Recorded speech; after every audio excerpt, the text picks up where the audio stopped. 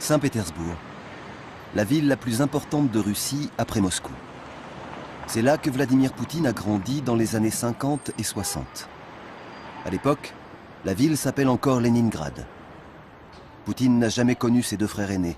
Ils sont morts jeunes, bien avant sa naissance. J'ai passé le plus clair de mon temps dehors, avec d'autres garçons. Ils étaient tous comme moi. Nos familles n'appartenaient pas à la classe privilégiée. Il n'y avait aucun fonctionnaire du parti. Les enfants que je côtoyais étaient tous issus de la classe ouvrière. Nous passions nos journées dans la cour, du matin jusqu'au soir, et parfois tard dans la nuit. Les parents nous récupéraient quand ils rentraient. Dans l'appartement communautaire, mes parents et moi occupions une pièce de 25 mètres carrés. Il y avait aussi une famille de 3 personnes et une autre de 2 personnes. Le père de Poutine a été gravement blessé au combat. La famille survit à la guerre et au traumatisme qu'elle a engendré. Je ne peux pas dire que nous étions une famille démonstratrice. On se parlait très peu. Chacun menait sa propre existence. Nous nous entendions bien et mes parents sont restés ensemble toute leur vie.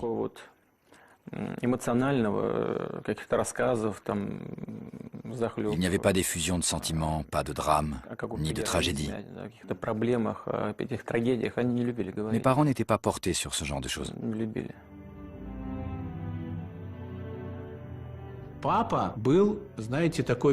Son père était ouvrier. Il réprimandait toujours Vladimir pour quelque chose. Il aimait son fils, bien sûr, mais il ne voulait pas paraître trop laxiste. Sa mère était la bienveillance incarnée. Elle s'efforçait toujours d'éviter les conflits. Pas de querelle, c'était son credo. Son père était très différent. C'était un ouvrier, tout simplement. Pourquoi l'Occident est-il si négatif à votre égard? Par crainte. La crainte de quoi? De la Russie. De notre taille, de nos armes nucléaires et de nos compétences dans bien d'autres domaines. Mais c'est une façon de penser d'un autre temps. Les Occidentaux qui misent sur un politicien, en Russie, font une grosse erreur. Il ne faut pas miser sur un seul individu, mais sur l'ensemble du peuple russe. C'est un mystère, un homme difficile à décrypter. Vladimir Poutine, ancien espion, est-il un tsar autoritaire ou un fin stratège? Les deux à la fois. 85% des Russes soutiennent Poutine. Vous de l'admiration pour Poutine. Vous êtes à contre-courant, vous, hein? Mais écoutez, vous trouvez normal, on va actualiser un peu votre propos, vous trouvez normal que le camp d'Auschwitz, qui a été libéré par l'armée russe, le chef de l'État russe, ne soit pas invité aux manifestations? Verrouillant le pays avec l'ex-KGB dont il est issu, jouissant d'une popularité écrasante, Poutine réalise le rêve de grandeur de ses compatriotes. Avec lui, les Russes tiennent leur revanche sur le passé, celui de l'URSS, en effaçant l'humiliation de l'effondrement, celui de la Russie tsariste, en exhumant l'idéologie impériale et orthodoxe, quitte à réécrire l'histoire. Je rappelle que selon la terminologie tsariste, le sud-est de l'Ukraine, c'est la nouvelle Russie. Kharkov, Lugansk, Donetsk, Kherson, Nikolaïev, Odessa ne faisaient pas partie de l'Ukraine au temps des tsars. Moscou répond par des sanctions commerciales au risque d'une escalade dans la guerre économique. Si certains dirigeants occidentaux parlent de Poutine comme d'un ennemi, d'autres voix s'inquiètent. Exclure la Russie du club des grandes puissances, est-ce vraiment la bonne méthode pour garantir la paix et la sécurité en Europe? Exclure la Russie du club des grandes puissances, est-ce que c'est vraiment la solution? Non, évidemment, ça c'est des bêtises, vous comprenez, c'est la 6e partie du monde, on ne peut pas exclure de ça. Dans la présentation, ce qu'il y a beaucoup de choses vraies, il y a une petite nuance que je voudrais apporter. Obama dit qu'il ne veut pas isoler Poutine. Il a dit « J'ai réussi à isoler la Russie ». Et ça, c'est une bêtise vraiment monumentale, une gaffe. J'étais un vieux diplomate, et une gaffe parce que, finalement, qu'est-ce qu'il veut isoler? Est-ce qu'il veut isoler Tolstoï, Dostoïevski, peut-être Solzhenitsyn? Ça, c'est la première chose. Deuxième chose, je ne voudrais pas qu'on vit dans le monde imaginaire. Dernièrement, il a dit que le monde, aujourd'hui, sur le plan international, Obama affirme que le monde n'a jamais été si sûr, si peu violent. Mais ça me perturbe vraiment, parce que le monde est vraiment dangereux.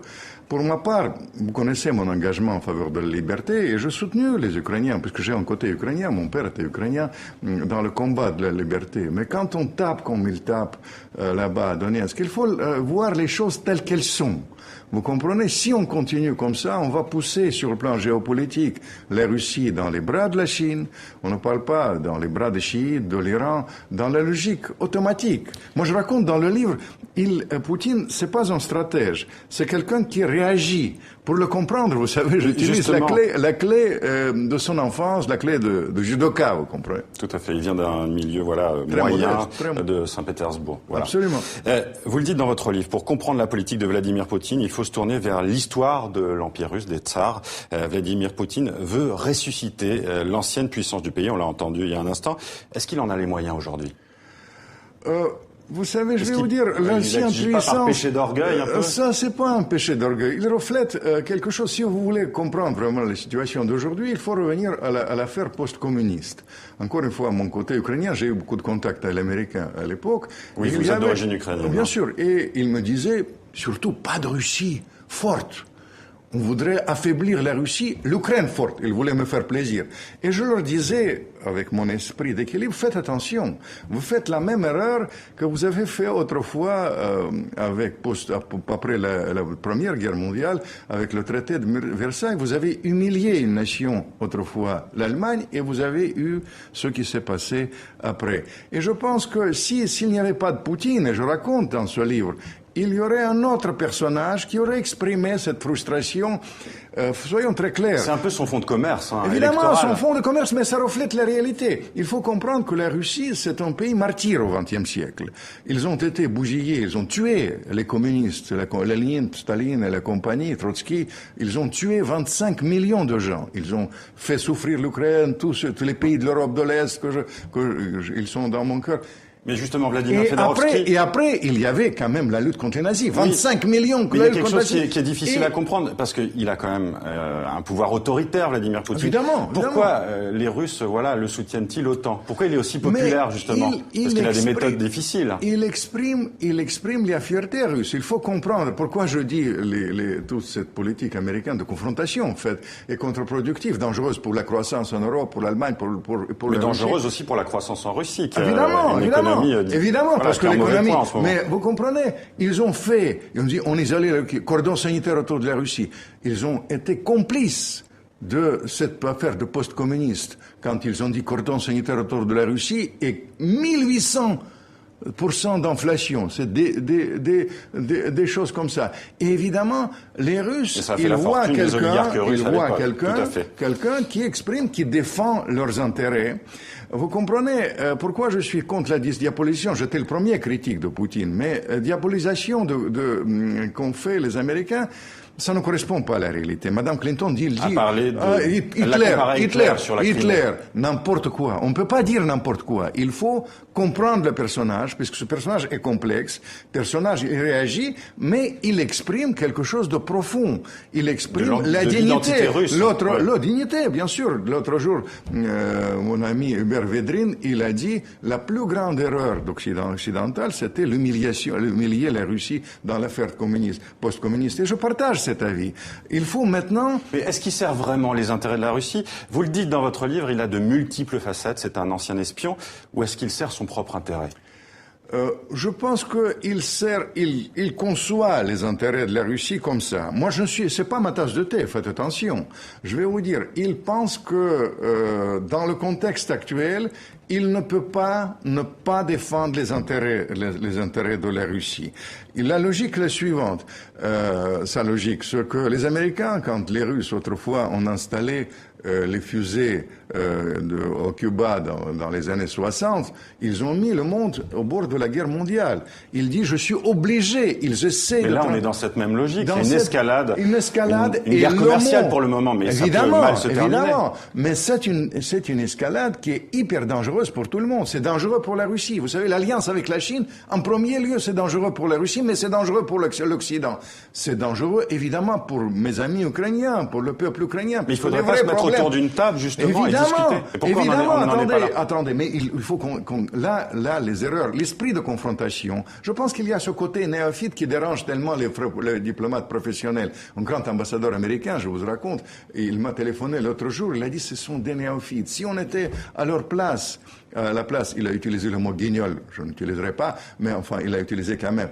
On aurait pu régler, ça a commencé à propos de l'affaire des taxes, parce qu'il y avait l'incompatibilité des taxes entre l'Ukraine associée avec l'Union européenne et la zone libre en Russie, et ça a dérapé vers les choses. Et je raconte pourquoi il faut comprendre Poutine, parce que Poutine, il surréagit, je reproche. Il réagit comme sportif, vous comprenez? Il veut... Oui, comme un judoka.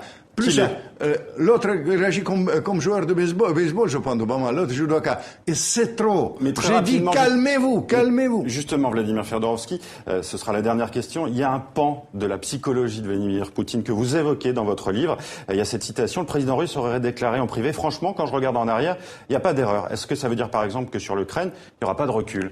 Il doute de rien, Vladimir Poutine, vous le dites. Si, mais vous savez, il y a double langage en lui, je raconte, puisque c'est quand même professionnel de renseignement, il sait jouer les mots, mais dans mon fort intérieur, et ça je souhaite de tout mon cœur, vraiment, je dis à tout le monde, calmez-vous. Parce que le contexte actuel, si ça dérape sérieusement. Et je suis contre cette rupture historique avec la Russie alliée militaire de la Chine. Including, of course, the bombing of Libya, the desire to arm the rebels in Syria, has been the unnecessary provocation of Vladimir Putin. This EU empire, ever seeking to expand, stated its territorial claim on the Ukraine some years ago. Just to make that worse, of course, some NATO members said they too would like the Ukraine to join NATO. We directly encouraged the uprising in the Ukraine that led to the toppling of the President Yanukovych, and that led, of course, in turn to Vladimir Putin reacting. And the moral of the story is, if you poke the Russian bear with a stick, don't be surprised when he reacts. Now, just to continue with that, today we are rushing through an association agreement at undue speed with the Ukraine, and as we speak, there are NATO soldiers engaged in military exercises in the Ukraine. Have we taken leave of our senses? Do we actually want to have a war with Putin? Because if we do, we're certainly going about it the right way. Perhaps we ought to recognise that the West now faces the biggest threat and crisis to our way of life that we have seen for over 70 years. The recent beheadings of the British and American hostages graphically illustrates the problem. And of course we have our own citizens from our own countries engaged in that struggle too. In the war against Islamic extremism, Vladimir Putin, whatever we may think of him as a human being, is actually on our side. I suggest we grow up. I suggest we recognise the real threat facing all of our countries, communities and societies. We stop playing war games in the Ukraine and we start to prepare a plan to help countries like Syria, like Iraq, like Kenya, like indeed Nigeria, to try and help them to deal with the real threat that faces us. Let's not go on provoking Putin, whether we like him or not. Kiitoksia. Thank you. Mr Farage. Did a blue card question, actually a few blue card questions. The first one of these was by Mr. Pascu. Do you accept this blue card? Mr. Pascu, 30 seconds, please. Sir, in your considerate opinion, what is better, to have Russian soldiers fighting a war on the territory of Ukraine, or NATO troops exercising as a response to that on the territory of Ukraine? Mr. Farage, 30 seconds, please. I think, sir, the point that I was making is that there should be a huge degree of guilt in this House about what provoked all of this in the first place, and we saw Western Ukrainians waving European flags, rioting, setting fire to things, and effectively staging a coup d'état which brought down the Ukrainian president, which has led to this instability. Yes, you are the guilty people, and you refuse to accept it. Dès son plus jeune âge, le fils d'ouvrier rêve de travailler pour le KGB, le service de renseignement de l'Union soviétique. Il veut appartenir à cette élite mystérieuse et voyager dans d'autres pays pour le compte de ses compatriotes.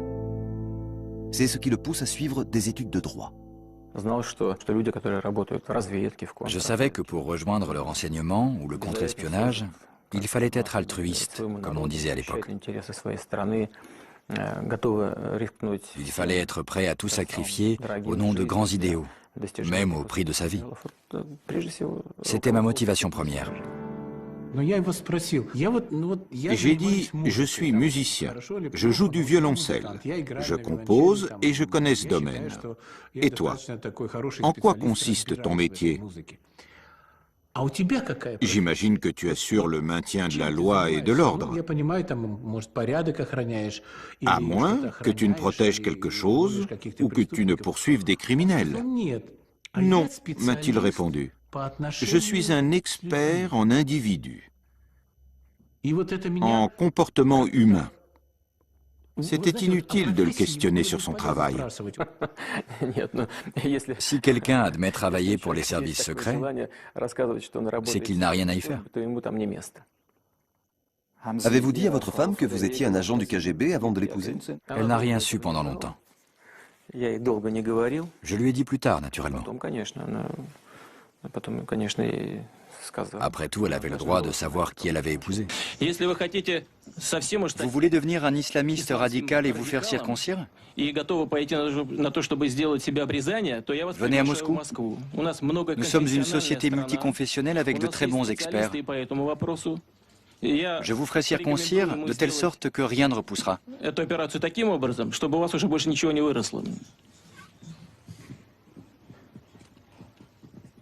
L'OTAN affirme que son bouclier antimissile n'est pas dirigé contre la Russie, mais contre l'Iran.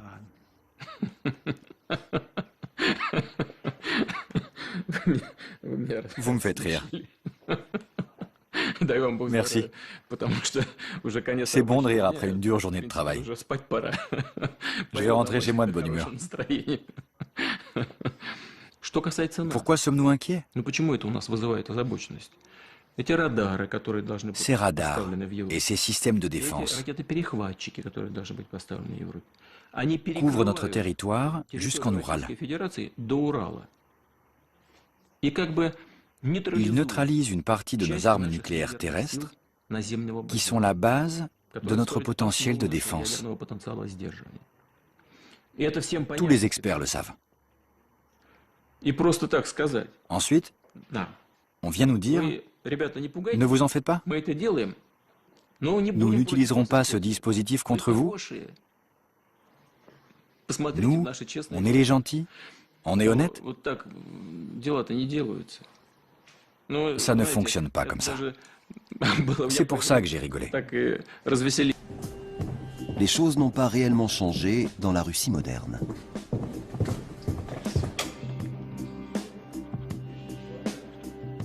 Les professeurs tiennent l'estrade et font la leçon. Les rôles sont clairement définis depuis l'époque des tsars. D'un côté, les enseignants, de l'autre, les élèves. Mais aux grandes dames de ses conseillers, Poutine n'abuse pas de son pouvoir de nommer et de révoquer.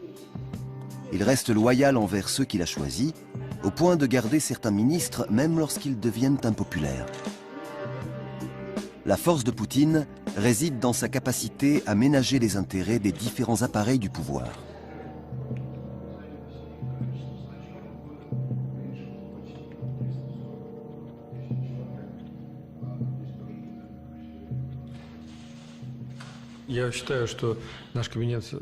Notre cabinet est composé de deux groupes.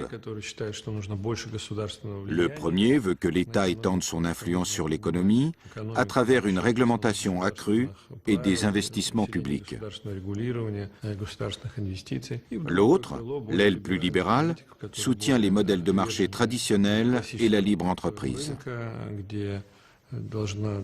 Elle veut que le gouvernement crée des règles de transparence.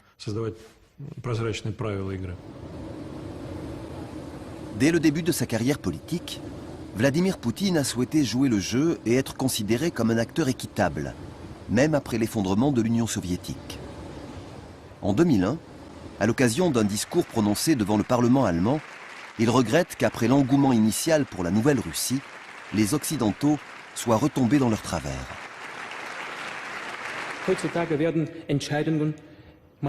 Aujourd'hui, certaines décisions sont prises sans nous.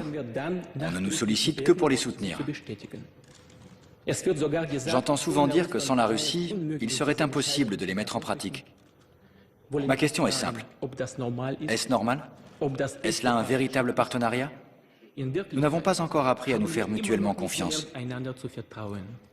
Malgré la multitude de discours doux à l'oreille, nous sommes toujours en opposition les uns par rapport aux autres. Tantôt nous demandons de la loyauté envers l'OTAN, tantôt nous discutons sur l'utilité de son élargissement. Nous n'arrivons toujours pas à nous entendre sur les problèmes de la défense antimissile. Et ce n'est là qu'un exemple parmi tant d'autres.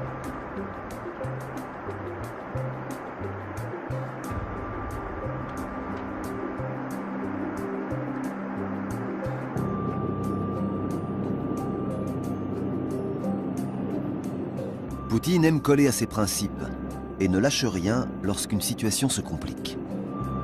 Il est capable de s'effacer au profit de la norme.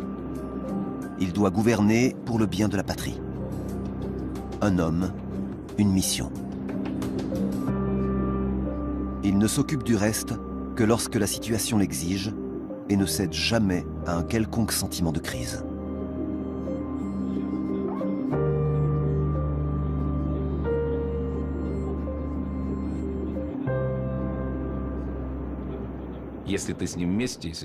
Si vous êtes en bon terme avec lui, que vous coopérez et que vous êtes fiable, il ne vous décevra jamais. C'est une qualité très importante dans la vie, surtout en politique, notamment pour un homme. Ne pas être un traître, un lâche, et ne jamais laisser tomber ceux qui sont à vos côtés. Quels sont ses mauvais côtés? Je vous le dirai s'il n'était plus aux affaires.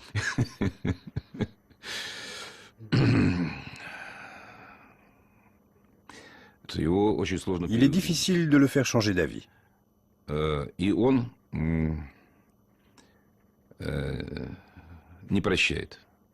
ne pardonnera jamais à quelqu'un qui le trahit, qui lui ment ou qui l'insulte. Il n'oublie pas ce genre de choses.